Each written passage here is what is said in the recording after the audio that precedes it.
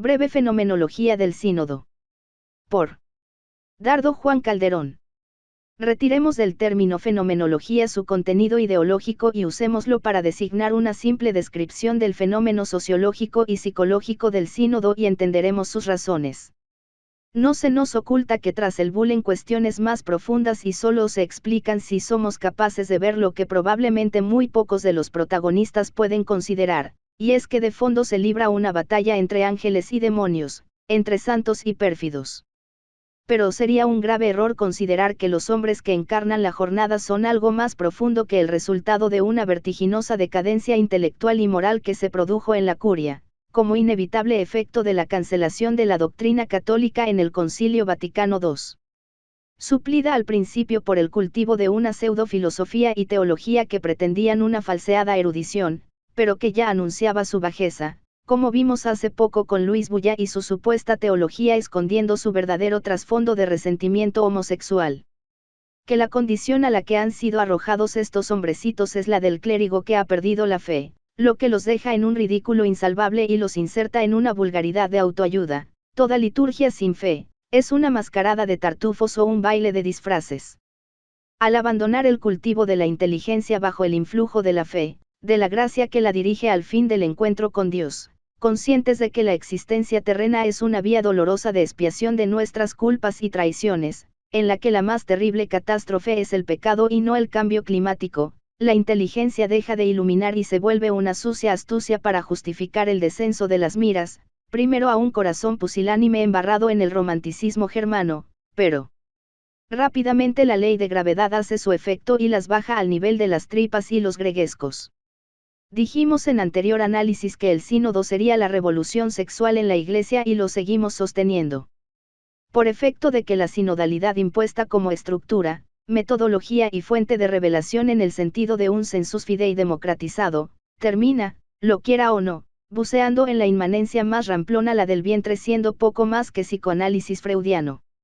Es esencialmente la cancelación de toda idea de magisterio, que ya anunciaba el concilio con un disfraz más erudito, que no tenga su origen en alguna inquietud emocional de la masa, de una masa desilusionada de las utopías de la modernidad y ahora ganada por el terror en las distopías posmodernas que se hacen evidentes desde las dos guerras y que producen el descorazonamiento de toda épica, junto a la desconfianza contra toda doctrina, para quedar el hombre reducido al consuelo de un placer onanista que se hace revolución en el mayo del 1968 francés.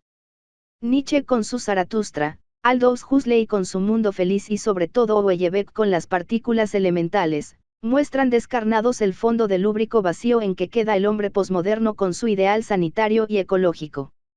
Por supuesto que no se libraron de la peste los sacerdotes. Ya en el 36 Bernanos daba cuenta de la crisis con su diario de un cura rural y las dos guerras reducían el clero europeo en una sangría que, lejos de anunciar la fertilidad del martirio como se supuso, provocó un despoblamiento de los seminarios que ya nunca se pudo volver a revertir. El sacerdocio y su celibato se presentaba desolador para un mundo que casi tenía este único consuelo, el placer sexual. El descrédito social hacía que los mejores hombres huyeran del sacerdocio, como ocurrió un poco más tarde con las mal pagas cátedras universitarias de las que huyeron los hombres, siendo estas instituciones femeninas, sazonadas con algunos maricas, y de los pocos que concurrían, muchos lo hacían huyendo de ciertas sociopatías que sufrían, baldados, homosexuales y rezagados sociales. En los 80 mi hermano, ya ingeniero, ingresó al más conservador de los seminarios diocesanos de Argentina y le tocó concurrir a una celebración litúrgica con Juan Pablo II y todos los seminaristas del país en la Catedral de Buenos Aires, que chillaban de entusiasmo. El 80% eran evidentemente homosexuales. El planteo conciliar y su acercamiento al mundo deshizo lo poco que quedaba.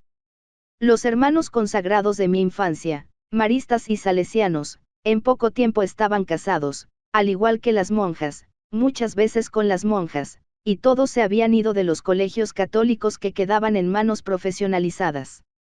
Ya un poco más tarde, en los 70, las ideas de izquierda no solo levantaron el ánimo de algunos sacerdotes que descubrían un destino menos anodino que el convento sin Dios en la revolución marxista, y algunos tomaban tipos de machos alfes, compartiendo con las feligresas no solo la militancia sino algunas siestas.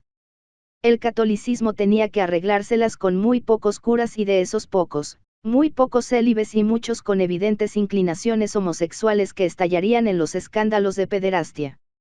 El concilio jugaba con la idea del sacerdocio de los laicos para suplir este faltante y reconociendo en estos un mejor equilibrio emocional al tener una sexualidad normal, pero pronto la idea mostró su inconveniencia con el experimento Opus Dei. Había que acostumbrarse a un cura cada 5.000 o cada 10.000 fieles. En mi provincia es hoy uno cada 33.000. Francisco no hace mucho que declaraba la total emergencia, en breve, no habrá casi curas. Y todo esto es por el celibato. Nosotros sabemos que esto es solo el fenómeno, lo visible.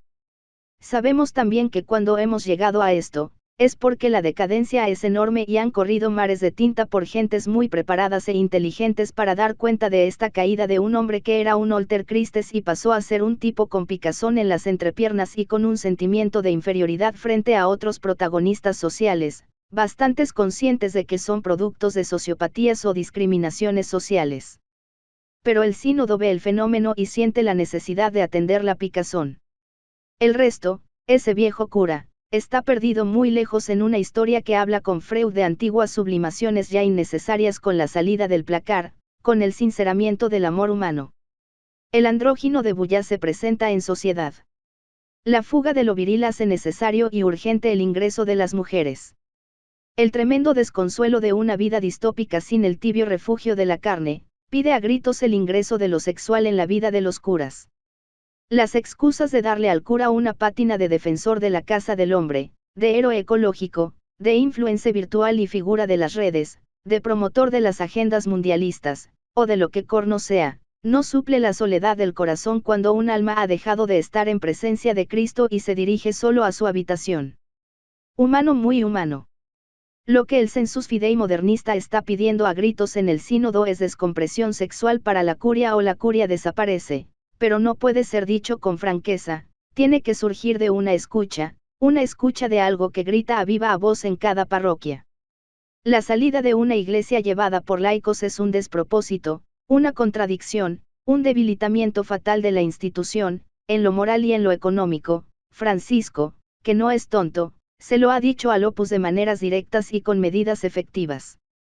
En muchas diócesis se ha castigado con fiereza a las feligresías de tipo línea media que organizan sus vidas piadosas con la presidencia del cura en lo que a magisterio o liderazgo corresponde, feligresías que no están en comunión con sus obispos y curas, a los que han reducido a dispensers de sacramentos, como si los sacramentos no fueran esencialmente signos de comunión. En esto no se equivocan los malos.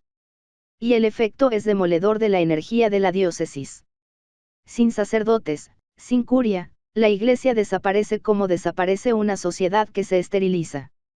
El modernismo intentará la creación de un nuevo género de sacerdocio para salvar su orga, con mujeres, con casados y con homosexuales, pero debe haber una curia con lo que se consiga en las periferias. El intento de una iglesia sin sacerdocio, una legión de laicos, pronto se hace logia, se hace secta, se encapsula, se protege, se refuerza, se saca de encima el lastre. Es la mentalidad del laico en todas sus empresas. Fue una experiencia agotada y descartada. En estos coincidimos. El verdadero tradicionalismo pondrá todas sus fuerzas en restaurar el viejo sacerdocio católico y producirá fermentos de iglesia, Pusillus Grex. El modernismo, por su parte, intentará un sacerdocio humanizado, desobrenaturalizado y hasta contranaturalizado. Ángeles y demonios, como dijimos. Pero a la salida laica, y a aquellos que no se atreven a la audacia de hacer sacerdotes, les queda poca soga, les queda una rápida extinción.